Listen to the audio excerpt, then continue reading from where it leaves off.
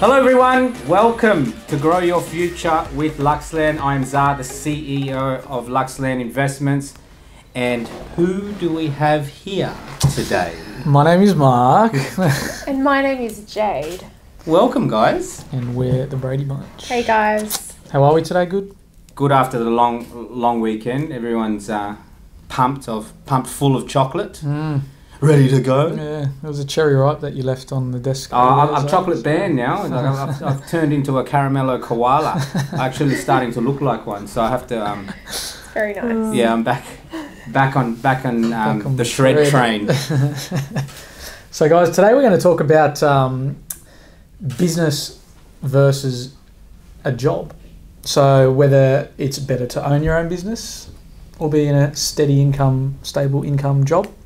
I've got a couple of articles which we can relate to today. These articles are actually in reference to why a job is better than owning your own business. Now, I thought it would be a good little contrast to have with you guys being entrepreneurs and whatnot. Jay, you've also got experience in the corporate world. Yeah, so you've probably got the best experience and to compare the two, I would find. So to start us off, a job is more secure, obviously, but what are your thoughts on that, Zah?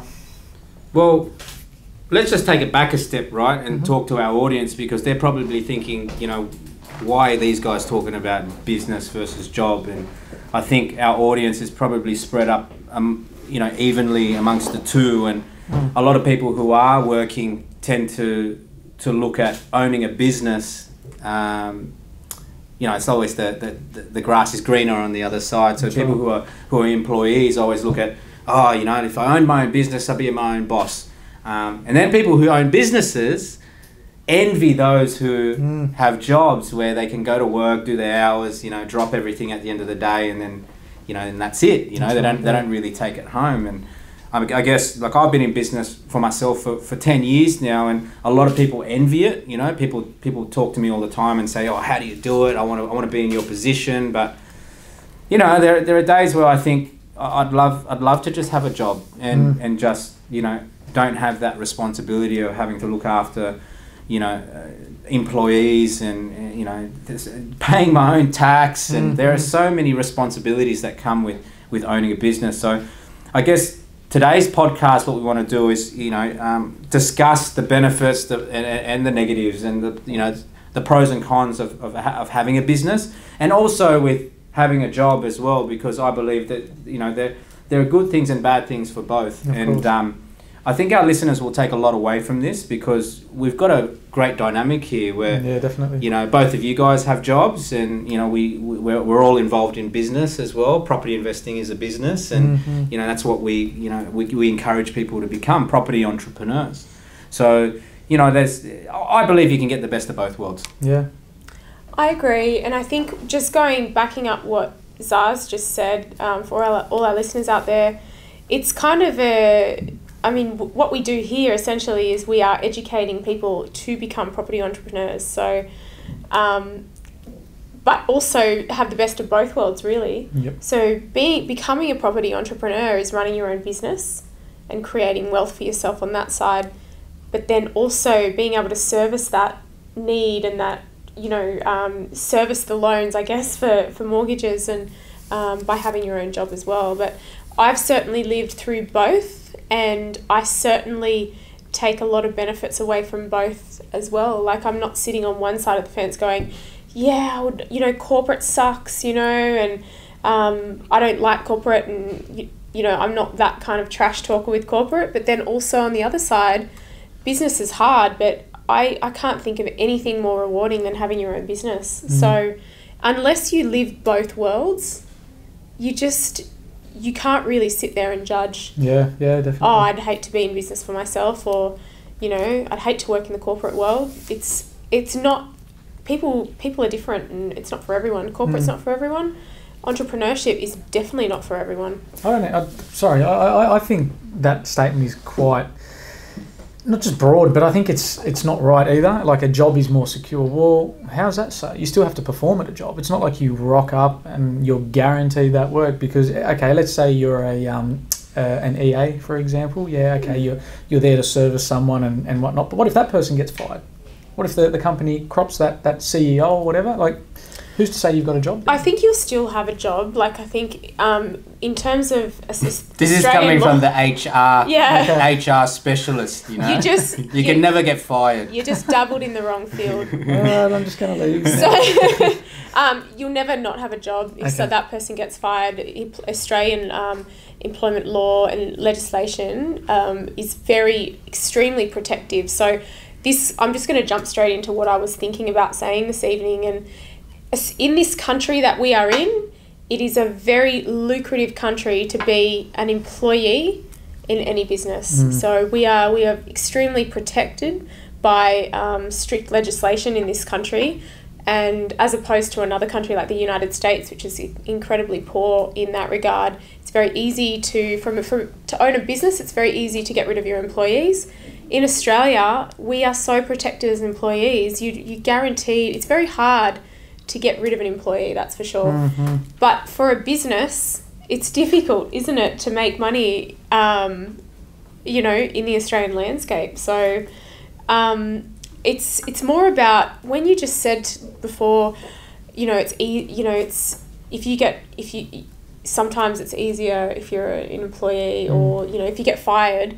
I think from a personal perspective, if you're not developing and you're not putting yourself in, backing yourself up against a corner and putting yourself under distress, if you're in a comfortable position, how is that beneficial to you? Yeah, that's right. I think I agree with what Mark was saying before, where you're saying, there is an element of risk as well when you're a new employee. You still have to perform, and we always talk about adopting the entrepreneurial mindset, and you say it quite a bit as well, where you need to treat yourself like a business. You are the CEO of your own life. So when you go to work and work for someone, you're investing your time for money, right? A lot of people say, I just go to work and, I'm just an employee, but not really, because you're investing your time, which is your capital. It's human capital, right? Correct, yeah. You're investing your time to get a return on that investment, right? And whatever your return is, could be $100,000 a year or $200,000 a year, including bonuses, whatever it is. So if you don't perform, right, you don't get that return on investment. Like, you might get fired, or the opportunity cost of not getting a pay rise or getting promoted, right? So you've got to treat yourself as a business. Like those people out there are people out there that work for the same company for 15 years and they get paid the same. They might get a small pay rise due to inflation or whatever it may be, but they generally just plateau for a very long time. Those people are running a very bad business, right? But they don't see it that way. They just go, I'll go on a job, I'm getting paid my hourly rate. But you're right, Mark, like people who go to work, yes, I understand that they're protected, right, here in Australia, obviously, because we live in the best country in the world to be an employee. But in order to move forward and leap beyond average, you have to perform, right? And to perform, you have to invest your time, you have to invest energy, and that's not just in the company you're working for, but that's in yourself. Because the more valuable you become in the marketplace, you go out there and you're this commodity that everybody wants to use, right? Like we've got employees in our businesses, and the more valuable our employees are, the more upskilled they are, the more they get rewarded. That's right. They get doors open for them.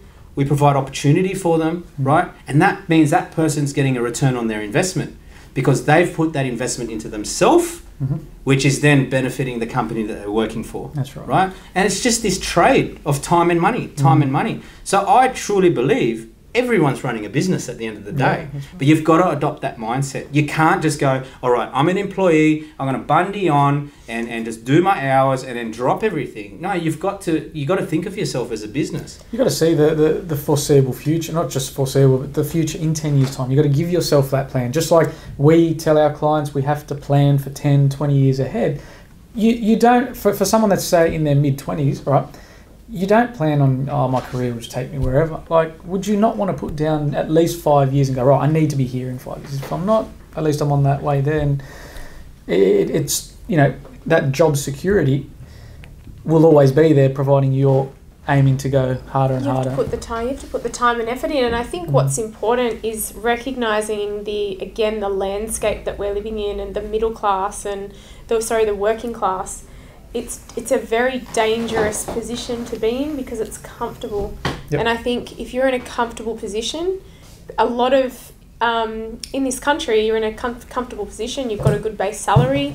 You're all right, you know. But people forget that, and a lot of people I've seen develop some sense of entitlement because they've just become comfortable over the years. But what needs to happen is exactly what you said. You need to treat it like a business. You need to perform. You need to go in there, and it's all about building your personal brand, isn't it?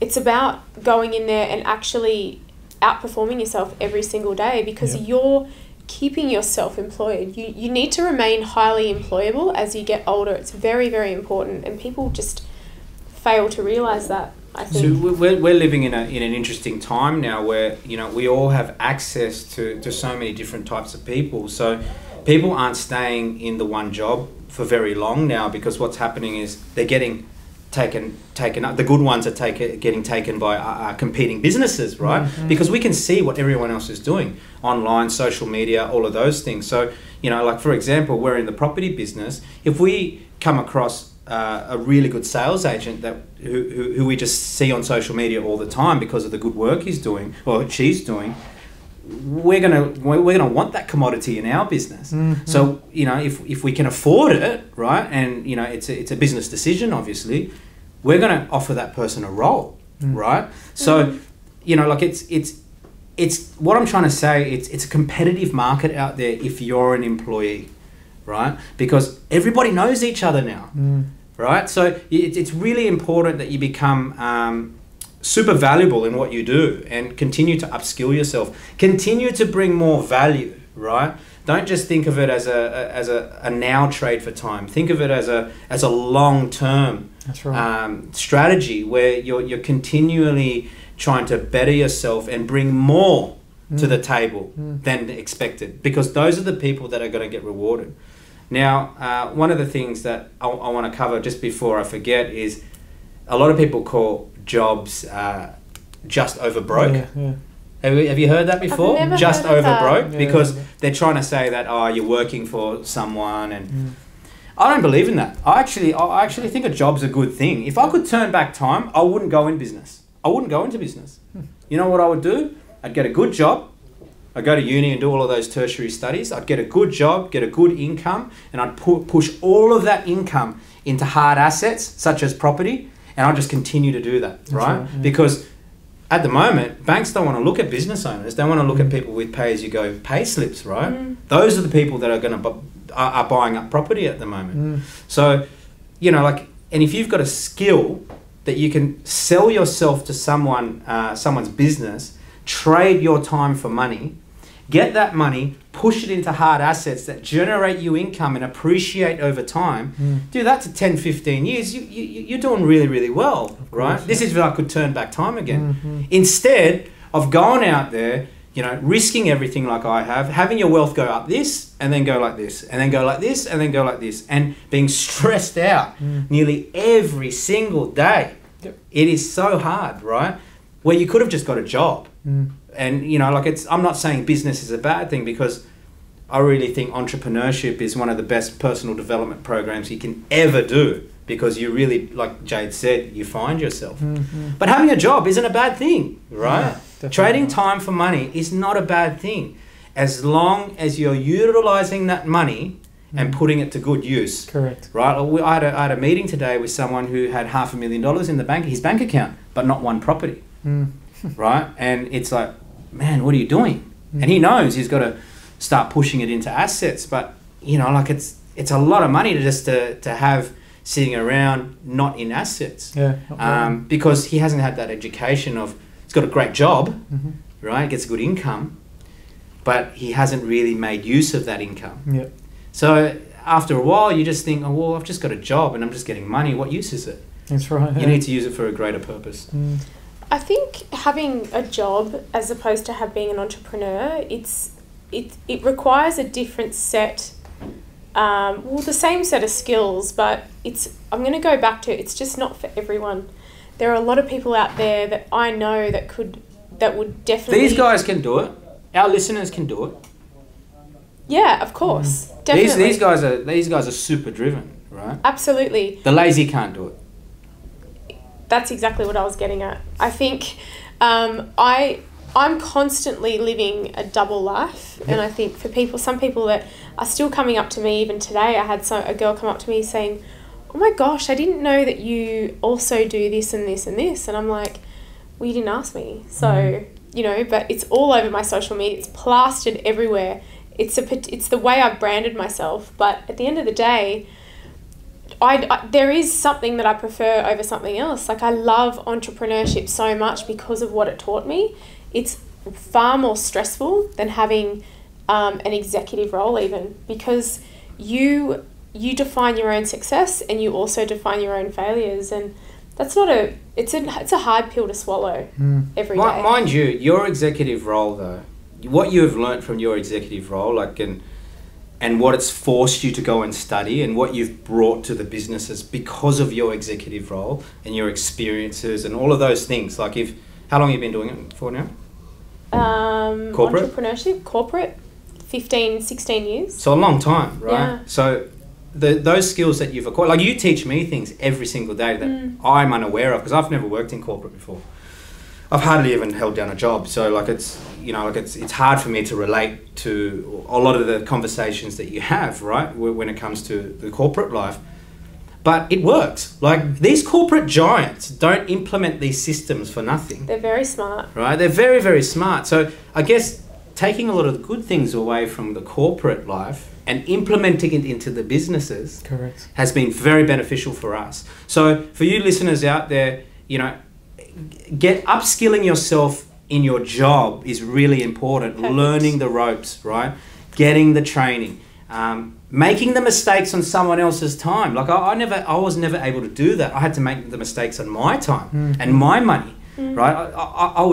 I would love to turn back time and then work for someone else, make the mistakes on their time, and then go and start my own business and go, look, I've learnt everything, I'm just going to do it on my own. And that's how a lot of people do it, right? And, like, living this double life, I think it's been great for you, right? Mark lives a double life as well. He's a woman on the weekend. Well, it's not completely true, but you will see me on Oxford Street. I think he's undecided as well. So. Oh my God. I think we digressing yes, from the woman. Are. There's good things and there's bad things, right, Mark? I'm a job, I'm a career and a business at the same time. I think to all of our listeners out there, if you're ever wondering, and a lot of particularly women always approach me about, I want to start my own business, and they're working in corporate and all of that. Corporate, there is no better learning playground for you than corporate. Apply those skills, get all of those skills and master all of those skills, and then apply it and mix it with your lion heart in entrepreneurship, because you need a lion heart in and entrepreneurship. steal all the stationery. Yeah. Steal all the stationery because Post-it we need notes, pens, paper, everything. Everything.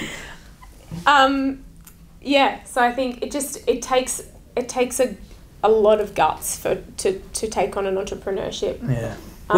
Journey as well. So it provides a good training ground. Like, you get to learn the basics of doing business in a big business, because essentially when you're opening a business, any business that I've opened, and I've had a few of them, successful and not so successful, and what I've noticed I've tried to do in every one of them is act like bigger than we actually are, right? It's almost like fake it till you make it, right? So every business that I've had, I've tried to act like this big corporation, but I didn't really know what I was doing. Yeah. So it's good to go into an actual corporation and be a part of that, be a part of the team, connect with the CEO, connect with, your superiors who are connected to maybe the board of directors, and be surrounded by these big corporate guys and absorb all of that in, and then carry that on into your own business, right? Because then you can start thinking big, because these corporations, they don't think small. They don't Absolutely think. not. They Well, don't. they're not. They can't. They don't have a choice. Yeah, they're not thinking about the pennies, you know, No. that they can save. They're thinking big picture stuff because they've got to make millions in Correct. order to service its overheads, right? So if you can adopt that mindset of how a big corporation thinks, minus all the petty politics that happens in between, I get it, right? But if you can implement that into your business and think big, because I find a big mistake small business owners make when they first get into business is they think too small, Yeah. right? Because they're trying to save all their money. They're not paying suppliers. They've got that contraction mindset, right? Where they're trying to save. Where what they should be doing is having that growth mindset. And Jade, you talk about it quite a bit. Having that growth mindset is really important. You need to. But you got to hang around the right people, because there's a lot of people in corporate who will drag you down because they're just trying to, save their positions and all of that sort of thing. But who you want to surround yourself with are the people who own the business. Exactly. I think I talked about this in my blog this week about navigating your own career and taking responsibility for it. And I see a lot of people in the corporate world that sit there and they just wait for the next opportunity. They're like, I've been here for 10 years, I've got my long service leave, someone's going to tap me on the shoulder and I'm going to get the next role available to me in my specific field. And you're going to be waiting a long time. You need to, if you're wanting to digress into entrepreneurship, if you want to follow that journey, if you just want to be bigger and better in your career, whatever is your thing, you need to take responsibility for your own career, your own business. A lot of people just don't. Everybody's different, I think. Everyone has a different risk appetite. We talk about risk appetite when it comes to property investing, where a lot of people, they don't have a problem with getting into developments, for example, where there's a lot of people who don't want to get into them because their risk appetite is, Smaller. yeah, a lot smaller. So they'll just want to get a bread and butter asset that they can set and forget, and just they don't want to take on that burden of having, so much money on the line and the risk of losing it all. So, it's the same with getting a job or starting a business. I mean, there's no hard and fast answer on what the right thing to do is or what the wrong thing to do is. It's more so what you desire, like what Jade said. I mean, I'm a high risk taker, always have been, and I've got my failures to thank for that, because I really do feel entrepreneurship is your strength is based on how many failures you've gone through. And a lot of people who are amateur to business don't understand that. So like I recently went into business with someone a couple of years ago, and he basically said to me, he goes, what would you know? Your business doesn't make any money. And back then I used to think, what would I know? Like I'm a bit of a failure, right? Now I think, you know what, like that's actually a good thing. I want to be around people who have failed in business rather than just succeeded in business, because I can learn from their failures, and I know those people have character, because that's what builds character. Those failures and adversities that you get to go through. And a lot of our listeners who are new to business and are going through some tough times, because I know a lot of people who listen to this are up and coming entrepreneurs who are looking for motivation, self-improvement and all of that sort of thing. If you're going through a failure right now, I really advise you to think long term, because what's going to happen, it could be 5 years down the track, 10 years down the track. You're going to look back on it and go, that's actually a reward for you, because it's all meant to happen. Yep. Absolutely. Like Tony Robbins says, he goes, life happens for you, not to you. Yeah. Absolutely. Right? So everything's happening for a reason. That's what that means, right? Yep. At the time, it feels like the whole world is caving in. And you know what? This could apply to people in work as well. People who have jobs. People who get fired. Like, I got fired from every single job that I had. I think I kept one job, right? And I didn't even like it, right? I got fired from every single job that I had. But you know what that did to me?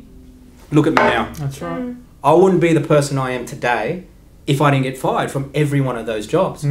So that happened for me, not to me. At the time, though, I was like, oh man, like this is the worst thing in the world. But it actually built who I am. Of course, yeah. Yeah. One thing, sorry, Jade, I wanted to It's bring okay. up, and it may be slightly off topic to what we were discussing there, is another point that's been made. It's not here. about you on the weekends, is it?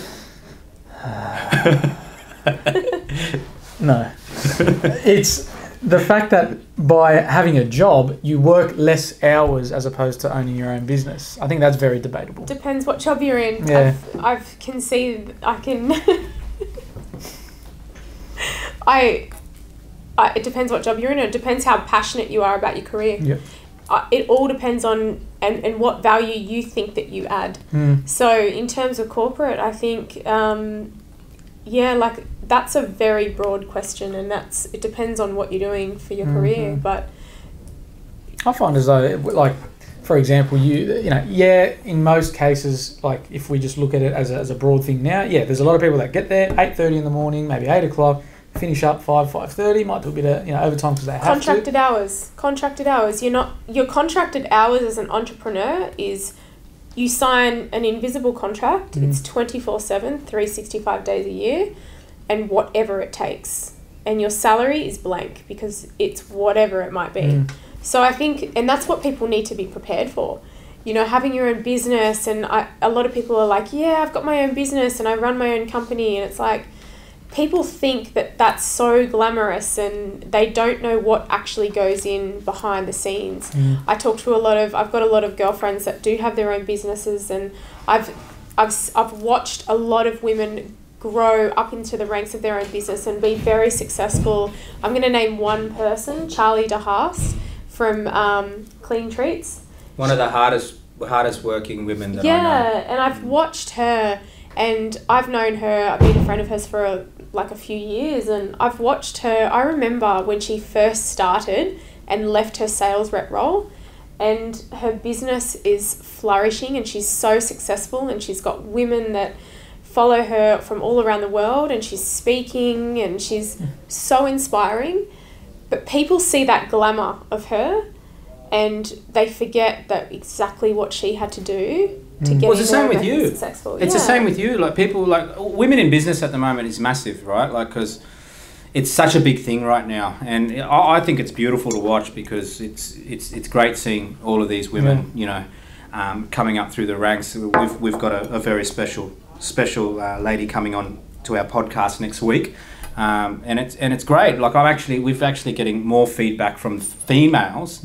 Seeing that this is a business, entrepreneurial, personal development podcast than males. Yep. And, people see the same thing in you, Jade. They go, like they see the jewelry, the hair, the fast cars, all of that, the holidays, and they think, it's just all glamorous, but they don't see the sleepless nights and the arguments that we have with each other and with suppliers and, with staff and all of that sort of thing, right? It just happens. And I think the problem is today is that the millennial generation, I'm a millennial and we're all quite impatient. Yep. And what happens is that they believe that if they go out and start a business, then they should have that result straight away. Like Robert Kiyosaki, for example, who wrote Rich Dad, Poor Dad, who is almost it's like a silent mentor of ours. I've been following him for years, right? He didn't become financially free until he was 47. Yeah. Right. So he worked on that since he was 25. And now he's extremely financially free. Yeah, he's like Warren Buffett, right? Yeah. But with a lot of millennials, for example, they get into business and they think 1, 2, 3 years, and they expect to be killing it. It's not the case. Andy Frisella, who owns First Form supplements in the States, it took him 12 years before he actually paid himself. 12 years, right? I went into business with someone a few years back, and we did business for 12 months, and all of a sudden he had his hand out, and then he basically left the business because he couldn't hack it anymore.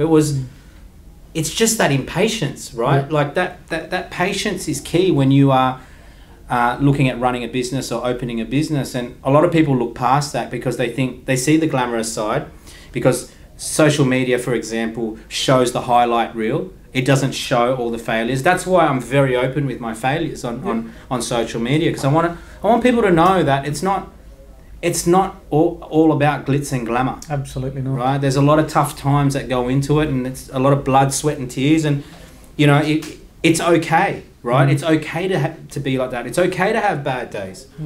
You're going to have good days, but we all have bad days. Probably have more bad days than good days. Yeah. Right? It's an emotional roller coaster, and it's really important that people understand that before jumping into the deep end and knowing as much as they can beforehand through a job, right? Like I wish I was able to hold down a job a lot easier when I was younger, because that probably would have taught me more skills before going into business. Another point that's been made here, fewer headaches. I find that, again, it's a yes and no answer. Like, you could get a job, rock up, like you're saying, Bundy on, Bundy off, do what you got to do, in and out, get your pay packet at the end of the day. And if you're smart enough, you start realising, okay, I've got to channel it into assets. But at the same time, at the start of a business, look, right, what we've mentioned before, if you were to take corporate mentality and apply it to your own business, there should be no reason as to why that business will fail, unless it's just a shit product, full stop. But if you've got these strategies, you've got these methods and ways of, the sales process, the funneling, you're putting everyone in the pipeline, and you're just creating result after result after result. I find once you get that momentum going, similar with Luxland, it will start to become less of a headache. And I find... Keep going. And I find being in the corporate industry, again, I haven't been there, so I can't comment too much on it, but as much as we think it's less headache rocking up, you've still got to answer to 1, 2, 3, 4, 5 different people at times, and everyone is a different person. So for me, I'm dealing with Zar every day, so I know what Zar expects. I know how he is when he's on, when he's off, whatever. But if I had, call it 3 different people I had to answer to, or I had to answer to one who had to answer to another and another, everyone just palms the blame, down, down, down, do this, do this, do this. And it's a ripple effect. So I feel that, for me, would give me more headaches if I was knowing that it's not Jade that's angry at me, it's Zar that's angry at Jade, and Jade's just palming the blame to me because it's like, you're working under me. So that, for me, would create more headaches. What are your thoughts on that? I was just going to say, I agree to some extent. I think that does happen in a lot of corporate environments. But for me, I have a lot of what Zar does to thank for the way that I operate in corporate. And the way that I instruct my employees to operate and things that they need to do is in no way, shape or form similar to that. Like I empower them to make their own decisions and put them into positions where they need to learn, they're forced to learn, and that are non-humiliating, but that ultimately they're going to grow. My sole purpose, I think, the older that I get, is, I used to be like, how much money can I earn? What's the next salary increase that I can go for? It's more about how much value can I add this year? Can I still add value in the corporate, in the organisation that I'm in? If I can't, then I know I'm not going to be there for much longer. How much value can I add to my staff, my team? If I can't add value to them as their leader, then I'm not going to be staying there for much longer, because my purpose in life is to add value and to make the world a better place than what I found it, or the place that I work in a better place than what I found it. So it just depends, really, on the person and where they're drawing their experience from. I draw a lot of my inspiration from how I operate in corporate with how Zar operates as an entrepreneur. He's an amazing CEO, and he's an incredible operator and very calculated and methodical, and it's just the way he's done things backwards. I'm talking about get your experience in corporate and then apply it into your entrepreneurship journey. Zar's like, go in the deep end with a lion heart and do this, and then you can learn skills along the way. So I think we've complemented each other a lot, I think, but a lot of what Zar does I can apply in corporate. So, but not everyone is like that. Some, but not everyone. What are your thoughts, Zar? Fewer headaches? Look, I think any job's going to give you a headache at the end of the day, but the business side of it also gives you a different side of headaches, and the responsibility is different. And you said something before about, and I almost interrupted you, I'm sorry, about how people, why wouldn't you just go down the job route, and if you've got your sales in, and you've got this formula to make money and do well, why wouldn't you just go do that, right? The reason why a lot of people in jobs don't do that is because they're secure, right? They know that their pay packet's coming the next day. The reason why I am the way I am and the way Jade explains the way I am, because it sounds a lot different to everybody else, is that I've taken a massive risk where I don't know if I'm ever going to eat tomorrow. You know, like if I get a sale today, I don't know if I'm going to eat tomorrow. Now, obviously, I have enough assets for us to retire, but more so, if we want to grow, we're not going to be able to grow unless we perform. And so I'm backed into this corner, right? And the only way forward is for me to punch on and to move, keep pressing forward. Where these other people who are working, for example, they're not backed into that corner, because tomorrow is always going to come. Tomorrow's going to come, and they're going to get that pay packet, and eventually, what happens? People get complacent, and that's why a lot of people aren't pushed to do anything with their income, because they know that they're going to get that pay packet again. And this is what the system is there. It's designed to do. It's designed to entrap us and get us working, so we pay tax and we just basically work for the government, really. At the end of the day, we're feeding these corporations. And when you go to school, that's what you're taught. You're not taught to go off and do your own thing, you know, like it would be contradicting, because the teachers themselves are employees, right? So you're actually taught to go out there and become a consumer. And just, they call it the rat race, right? You're on this treadmill all the time. So you're not taught to go, all right, how about you go to work, get that money, and funnel it into things that are going to generate you income and grow your wealth so you can retire at 40 years old. Why don't we have that education, right? Because the world would fall apart, right? If everybody did that, it wouldn't work. It'd be too competitive. So for our listeners out there, right, you need to be that minority. You need to step out of your comfort zone, get your back up against the wall, keep pushing forward for bigger and better things. Educate yourself on how you can do better. Maybe it's a side hustle. Maybe you've got a job and you've got this side hustle going where you're selling stuff on eBay or whatever it is, and then eventually you can leave your job if that's what you want to do. Or you've got this side hustle that grows so big, right, and it's self-sufficient, generating you the income to give you choices whether you want to go to your job or not. Because some people like to work, right? Some people like to go to their jobs. So, but wouldn't it be nice to have that freedom of choice, where you could wake up in the morning and go, I'm going to my place of work because I want to and I choose to, not because I have to. I agree. There's one last point here which is relevant to Luxland, but I think it's a complete joke of a point, to tell you the truth, is you can't lose your house when you lose your job. Now, it goes into a little bit of detail here, but I think whether you own a business or have a job, in today's market anyway, let's talk about today's market, and you do have assets, there is a high risk of losing that house, whether you got a job or not. Do you know what I mean? That's why you need to be, in my eyes, you need to play it smart. Whether you got a job or you're running a business, you need to make sure that your assets are well protected.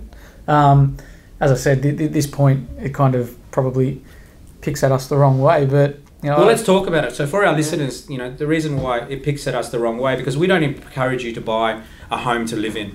And, you know, many of our listeners out there actually have homes that they've bought to live in. We don't believe that your home is essentially an asset, right? Because it doesn't generate you any income. However, because there's a lot of talk about it going on at the moment, where a lot of people are saying, rent vest, don't buy a home to live in, never ever buy a house, and all of that sort of thing. That's a strategy that we implement to people who are trying to start their journey in property investment, right? Because we live in a city which is, you know, the median house price is $1.2 million, which is, you know, far too expensive for someone to buy their first property with a $100,000 deposit. However, there are people out there, and I've got, you know, even my business partners, for example, who are quite wealthy. They do have a pretty strong portfolio, and they've decided to buy their dream homes, and, you know, that's fine, right? Those people are in the position to do it.